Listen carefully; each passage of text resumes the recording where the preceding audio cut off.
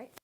While we are waiting for our next interview to come in, I just wanted to Yep. remind our audience members, if you wish to provide feedback, Yep. please complete one of the feedback forms, and then make sure Megan has it following the interview.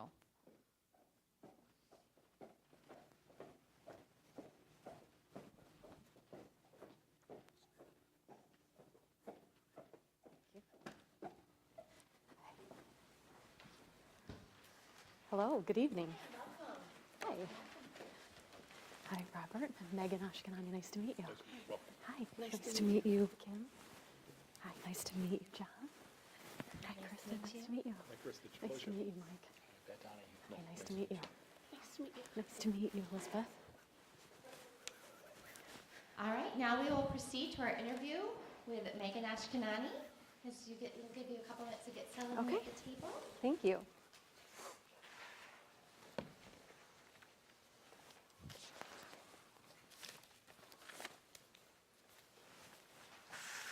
All right, well, thank you so much for being with us today. We have had the opportunity to review your resume. Please tell us what specifically interests you in the Waterford Superintendency and how your background and experiences make you a good fit to be our next superintendent. Sure. So what drew me to Waterford schools is really your values and your beliefs. They really align with mine. So a school district that puts right out front and center as their strategic plan, valuing diversity, equity, and inclusion, student voice, that's where my heart is, and also that relationships matter the most really speaks to me. So my experience and background align me for this position because I've been able to lead at all levels. I've been in education for about 26 years now, and a majority of that time being spent in the classroom, almost 15 years. So building relationships in a classroom and being part of their family is really something special, and being to collaborate with your teammates. And as a teacher in the Novi Community School District, I had lots of opportunities for growth. Kind of got addicted to continuous improvement and joined the Galileo Teacher Leadership Consortium. And through that experience, was tapped on the shoulder by the then executive director, Joyce Fouts, and she said, you know, I know you're leading some initiatives in your district with the 7 Habits of Highly Effective People. Would you mind leading a session? And growth happens where you leave your comfort zone, so I accepted the challenge, and it was really exciting to help other teacher leaders grow their practice. So that led to me becoming a facilitator for the Galileo Teacher Leadership Consortium and being involved with their pivotal retreat, which is offering them training and leadership. And then I was really excited with that experience and went on to get my Ed Specialist degree and my administrative certificate. And I interviewed for a principal position in the Berkley School District and became the proud principal of Pattongill Elementary. It was an amazing 4 years, even with COVID. It was something special to lead side by side with teachers and really support them and serve the community, get to know every family, the family dog. It's a small community, and it was a great thing. And serving that school, my former superintendent and current kind of tapped me on the shoulder and said, you really are passionate about serving and supporting. Would you consider doing that at the district level? Whew, again. Growth happens when you leave your comfort zone, so I interviewed for that position and have been happily serving as the Assistant Superintendent of Teaching, Learning, and Technology for Berkley Schools for the last 4 years. So I think all of those experiences align with becoming the next superintendent of Waterford. And I will say, after driving around the community, reminds me a little bit of home. I grew up in West Michigan, a lot of water. This is not a Lake Michigan, but beautiful lakes around as well. So it's a beautiful community. Thank you. Now, all of our board members will be asking questions in a round-robin format. I will turn the mic over to Trustee McGregor for your next question. Okay. Please make sure you speak into the microphone. Oh, sorry. So I can hear you. Thank you for the reminder. Please share an example of a time you have led a sustained multi-year improvement initiative, such as a strategic plan. There we go. Be specific regarding the situation, the task at hand, your specific role, and the outcome.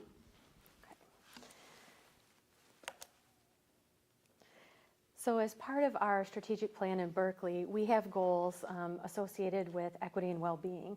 We have focus areas in happy, healthy environment and social emotional learning. So one of the strategies that I thought would be amazing, and there's a lot of research to support it, is developing a comfort dog program district-wide. So I took the initiative to begin that program. It started with seeing which staff members were interested. It's the staff members who are the handlers, and then worked collaboratively with the building principals to select our handlers.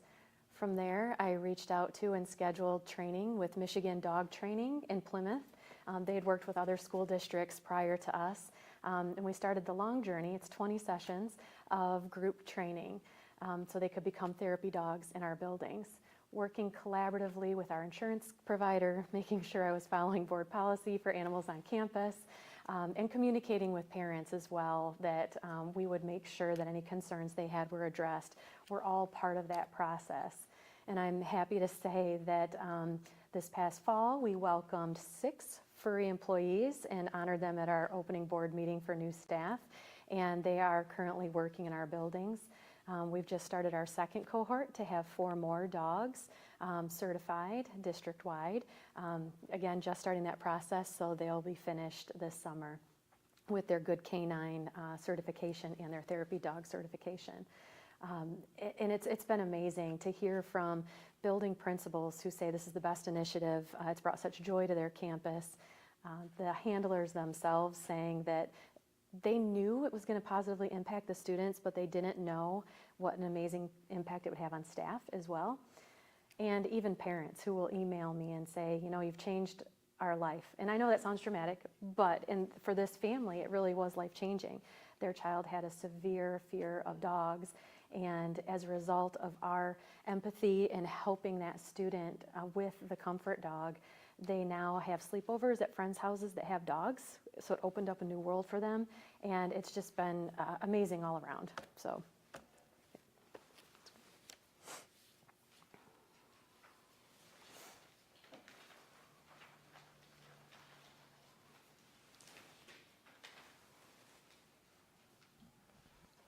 As our superintendent, how would you work to ensure and enhance the sustainability and reputation of our district?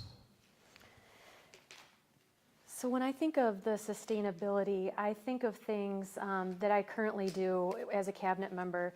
I think about making sure that our budget's in a good place, that we're continually looking at our enrollment trends and thinking about the impact that that'll have.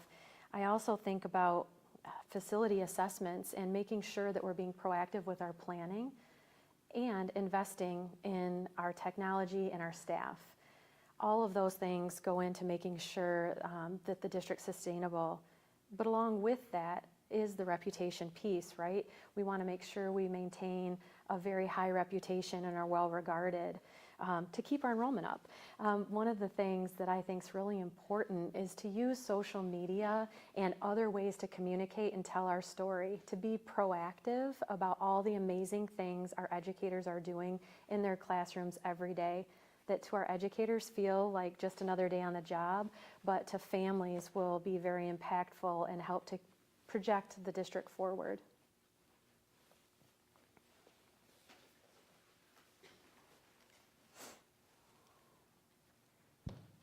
Thank you so much. If you could please tell us about a challenge you've experienced in bringing a diverse group of people to consensus on a difficult issue. How did you provide leadership and what was the outcome? So when I think about a diverse group of people that I've encountered this with, I think about some of the struggles that we have in education between gen ed staff, general education staff, and our special education staff. I think oftentimes they think they do very different work. And having all of our tiers of instruction, our general education classroom teachers, our intervention teachers, and our special education teachers come together in a cohesive way to benefit our students is something that I've been actively working on in district. By having departments reach out to each other, for example, I'm used to planning the special programming and professional development for our general education staff and our curriculum. That curriculum is delivered to all students, but I've not been in charge of other parts of the intervention or special education that would be provided. So working in tandem in collaboration with our Director of Student Services, we saw a need there to be more collaborative. So we've both been very intentional about providing opportunities to all staff for all of our students. And so to get everyone to come together on consensus with curriculum, it has been challenging, but it's been exciting at the same time. An example is we recently adopted 95% core phonics. And again, knowing the general education side very well, knew what it had to offer, but then dug a little deeper and saw that it had an intervention module as well as a specialized instruction module. So training all of the teachers has become something I'm very intentional about. And another thing, our instructional coaches that we have in district have traditionally worked more with our general education staff, so to be intentional by providing that same coaching to our special education staff, and again, coming to consensus on those curriculum goals and the experience, the school day experience for our students, and seeing it through their eyes was really important to me. Thank you.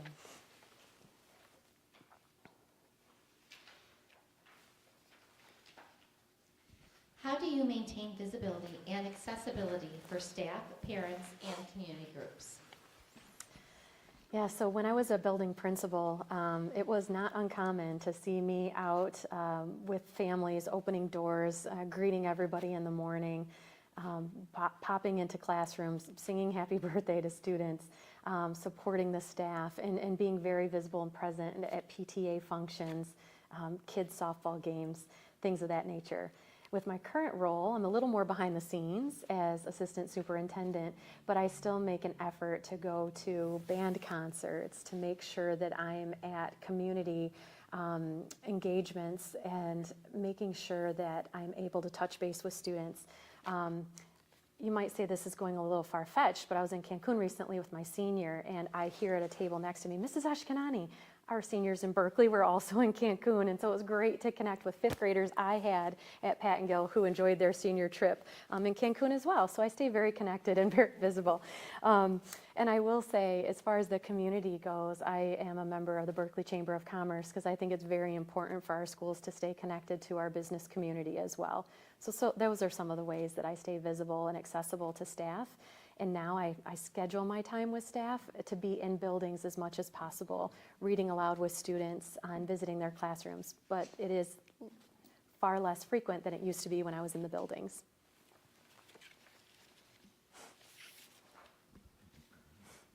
Share an experience that illustrates your commitment and capacity to providing an inclusive and responsive environment for all students and staff, while also ensuring a transparent decision-making process.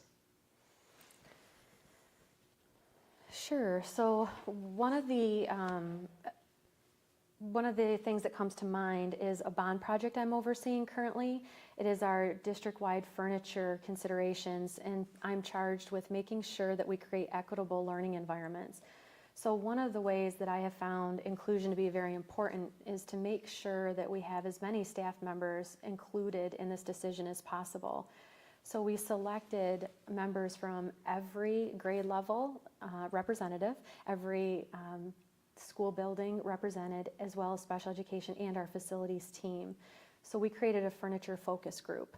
And with that, took that team through a process, a design thinking process, to get them to share what do they need out of the furniture, what do their students need, and then taking that input to create pilot classrooms. So we had pilot classrooms in our elementary, our special education categorical classroom, middle school and high school. That then allowed the opportunity for all staff to visit these spaces and answer surveys on what they were liking or not liking about the furniture. Because anyone who knows teachers know that the furniture is really important and it means a lot. And we went a step further. We also surveyed the students that were using that pilot furniture day in and day out to give us their feedback. And they're brutally honest, which was great. We needed that.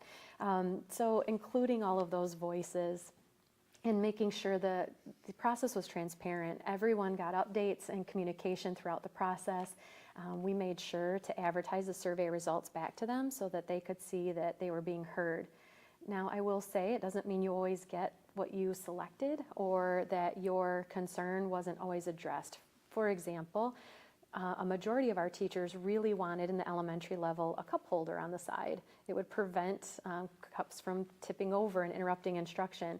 That certainly wasn't the choice for every staff member, but as you can imagine, you have to make decisions with the majority. So they could see the results of the survey to help smooth that over a little bit.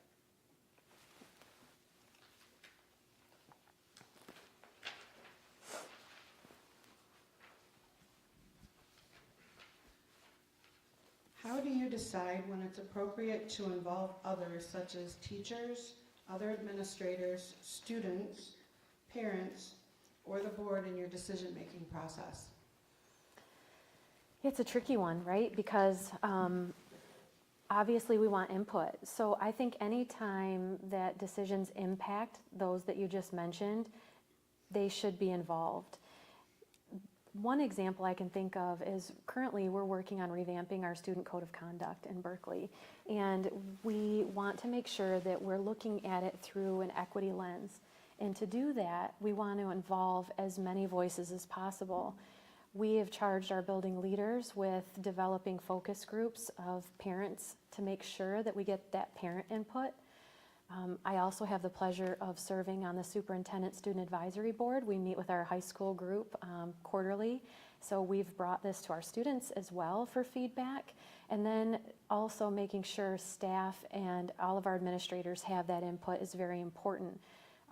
Once we collect that input and come to consensus, then we have more work to do to make sure that new practices such as restorative circles and restorative conversations are well understood. I think anytime that we involve others in our decisions, it just makes things crystal clear, and I think clear is kind. Everyone should understand the expectations, especially when it comes to student code of conduct, because ultimately every group that you mentioned would be impacted.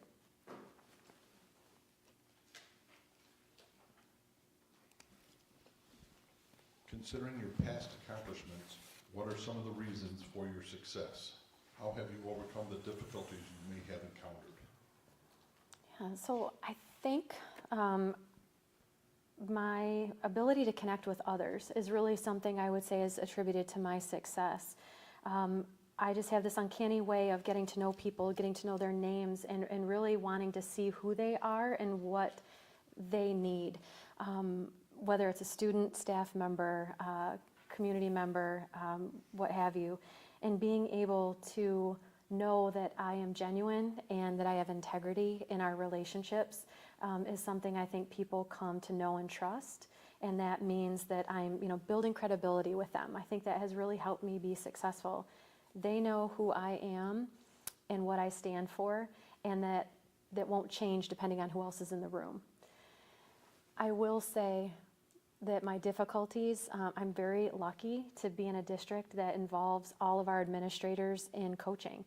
So for example, if I come across a difficult situation I've not encountered before, there's no shame in heading down to our director of finance and saying, hey, I'm struggling with this one idea, can you help?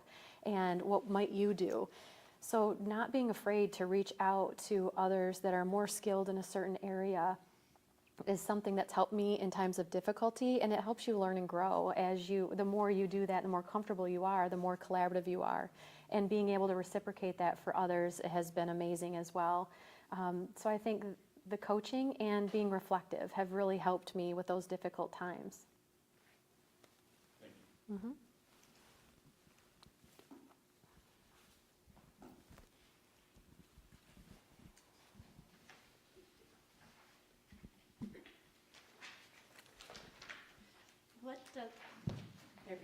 What does an effective relationship between the board and superintendent look like, and how would you cultivate such a relationship?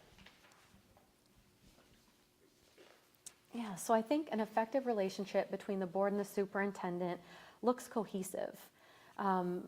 Definitely doesn't mean we're always going to agree on everything. We have to respect each other and honor the value that each one of us brings. We all have different experiences and backgrounds and specialties. But I think that making sure that respect is shown and that value is put on the diversity of experiences we all hold And always keeping students at the center of every decision is vital to healthy board superintendent relationships. Another layer to that, I think, is communication. I love working with our board because I can keep them up to date, no surprises, weekly department notes, committee meetings. I serve on the finance committee, subcommittee, as well as the facility subcommittee. So meeting with board members in that fashion excites me as well, because you get a chance to really dig into some specific topics. I also enjoy learning alongside of our board members, going to conferences. Having the opportunity to advocate with them in DC has been a highlight of my career, to really get to know them personally as well. Those quiet moments where I can ask about their work or their kids is something I enjoy just as much as serving the district alongside them.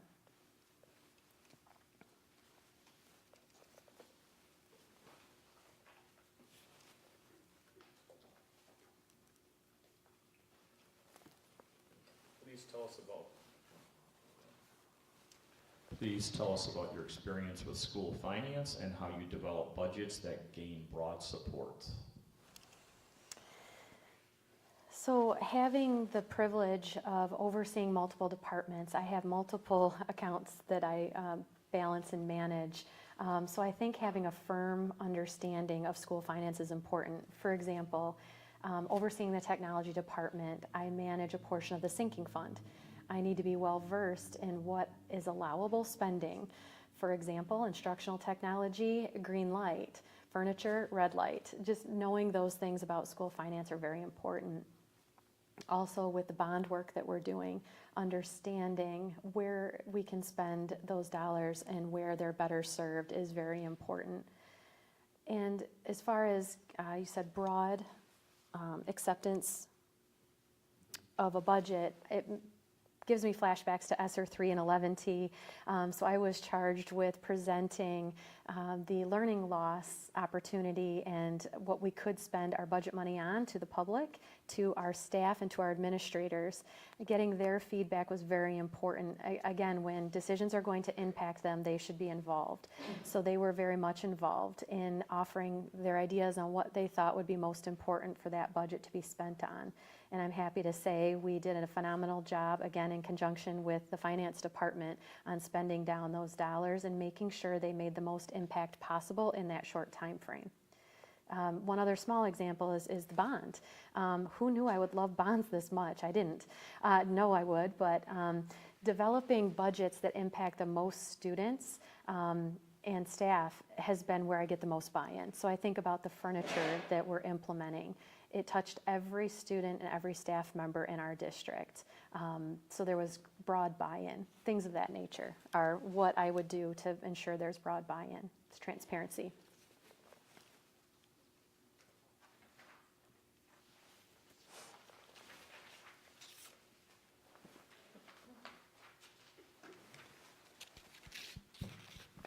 Thank you so much. If you could please tell us a little bit about how do you recruit, develop, and lead a management team? If you could please give us an example of how you've done this in the past. Sure. So I think when it comes to recruiting, I think diversity is key, like making sure that you have people maybe from other districts that have worked at other levels, held other positions. Diversity of thought is really important to help a team be stronger. And I think getting to know them personally as well as professionally, knowing where their strengths lie so they can be set up for success is really important. One of the things that we've done as a leadership team is to make sure that we have the supports in place to be successful to reach our goal. That was very wordy, but really to have a common goal that we're all working toward so we can all hold each other accountable to get there, while providing the supports needed are what I've done to lead teams and make sure that we have a strong consensus on where we're headed and we're able to get there successfully. Thank you. All right. What unique skills or leverage could you bring to this position, and how will the Waterford School District be served by this?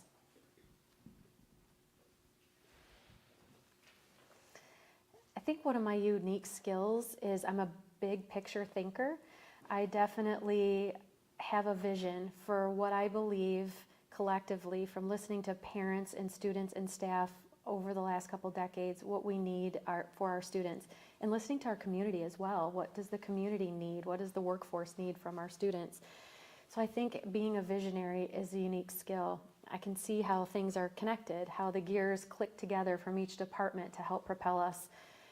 I think that making sure that we listen to all the stakeholders, see where our current state of Waterford schools are. I know that you're almost finished with your strategic plan. I believe it runs till 2026. Where has that progress landed us?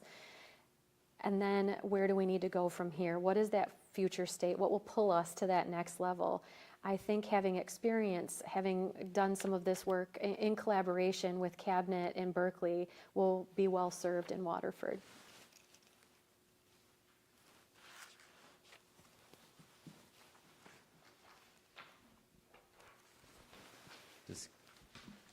Describe how you function and communicate effectively and respectfully to staff and community within the context of varying beliefs, behaviors, and backgrounds. I think one of the things to keep in mind is when we're communicating with people, to make it consistent, to know our audience, to make sure that we're open-minded and always willing to learn more about backgrounds and beliefs and things of that nature. I also want to emphasize that I think that communicating with others is a two-way street. Being open to really understanding what others need is a way to respect those beliefs and their other backgrounds that they bring to the district. I will say too that sometimes even gestures are ways that we communicate, and that's important to keep in mind, especially as a leader. Small example of this is I was leading a meeting and I knew the audience. I knew that kosher dishes would be important. So something as simple as a gesture of providing kosher orange juice did not go unnoticed, and it made that staff member feel seen and valued.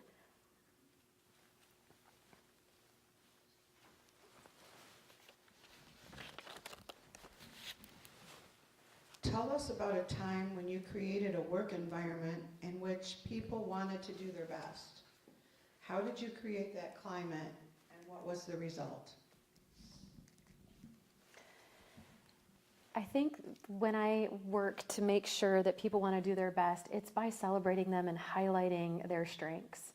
Celebrating them in public, offering any corrective guidance in private.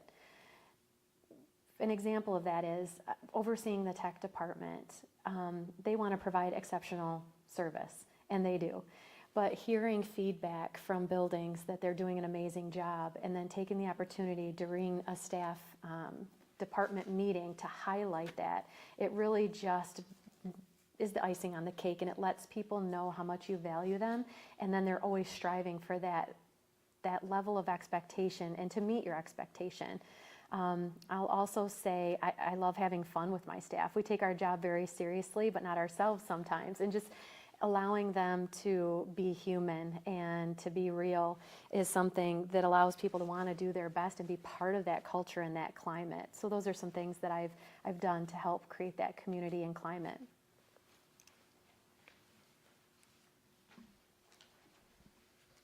Describe your experience as an educational advocate at the local, state, or national level. Ooh, how much time do we have left? This is one of my favorite things. Education, public education is very important to me. Just last week, I participated in a pro-public education rally with other educators across Oakland County. We lined Woodward and made sure that people heard our voices, that it's important to honor all students. And then attended an event after with state representatives and senators. So to be able to talk to Mallory McMorrow and Regina Weiss about how important education is and the funding, is so vital. And I mentioned earlier having the honor to represent Berkley in Washington, D.C. at the NSBA Advocacy Institute with our board members is a delight. There's nothing like being on Capitol Hill fighting for your kids, making sure that we're getting funding for cybersecurity, things that we need in schools, and fully funding IDEA as another example. Gosh, I could go on. Sitting with the USDA demanding free lunch for all was another really fun highlight and advocacy for me in education. And in the end, it all benefits our students. That's why we're all here. Thank you.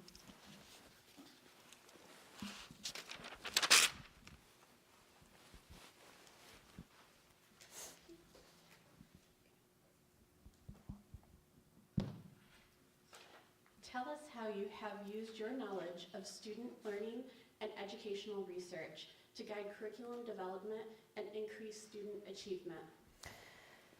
Sure. So I think the easiest answer would be to say that all the progress with science of reading and all the research that has come out has enabled us to take that research and apply it by researching different curriculum.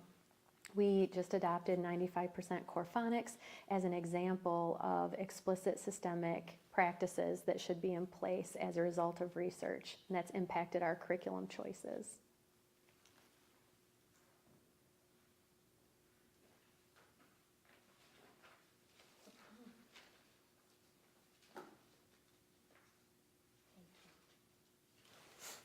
Well, we do appreciate, every time I get the mic, it wants to turn off. There we go. We do appreciate your interest in becoming our next superintendent. Do you have anything additional to share with us that we haven't talked about? I do. I realize I have a little more time, so I want to add to that last question, if that's okay. Sure. And then one other closing statement. I would also say that something we've been looking at very closely is student motivation. The research behind student motivation and engagement is big. We want to pay attention to it. So what we decided to do is plant a seed a couple years ago with our math department. Our supervisor of instruction and I planted a seed by putting a book into their hands. It was called Building Thinking Classrooms. It is a more engaging way to teach mathematics. And it took off very organically. They read the book, they loved it. And so again, she's a rock star. Our supervisor of instruction decided to then get them further professional development. And now all the way from kindergarten till 12th grade, we have these practices in our math classrooms. It's pretty awesome to walk into Calc AB and see kids standing with visual thinking routines and talking math. It's pretty awesome. So that's one other thing I wanted to say, that research has impacted our curriculum. And then my closing statement, if you will. Oh, sorry. Yeah, it's a good read, Building Thinking Classrooms. And just in closing, I would like to share that I thrive in roles where I get to support and service others. I enjoy my time working with the facilities team as part of the bond steering committee. Again, who knew I would love that much? I love working with our deputy superintendent of human resources. I am able to partner with him. Applied for a grant that allowed us to have our sites assessed for safety. He now can use that information with his district safety team. I also created the reunification plan for our district that he now uses to annually train our staff on reunification for safety. I've served on negotiation committees with him and negotiated contracts. And I also get to serve as his backup when he's out and deal with all other employee or student issues that come his way. And partnering, as I mentioned earlier in my interview, with our director of special education has been a joy in my career as well. I've grown in my knowledge of special education as a result of her partnership. So with that, I feel like the next natural step is to collaborate with other departments and continue to serve and support a school district now that I know what it takes to really answer that call. Thank you. Well, we do appreciate your interest in our superintendent position. The board is interviewing a number of candidates, and we will contact you if you are selected as one of our finalists. Thank you for coming. We did really appreciate meeting with you tonight. Thank you. Thank you.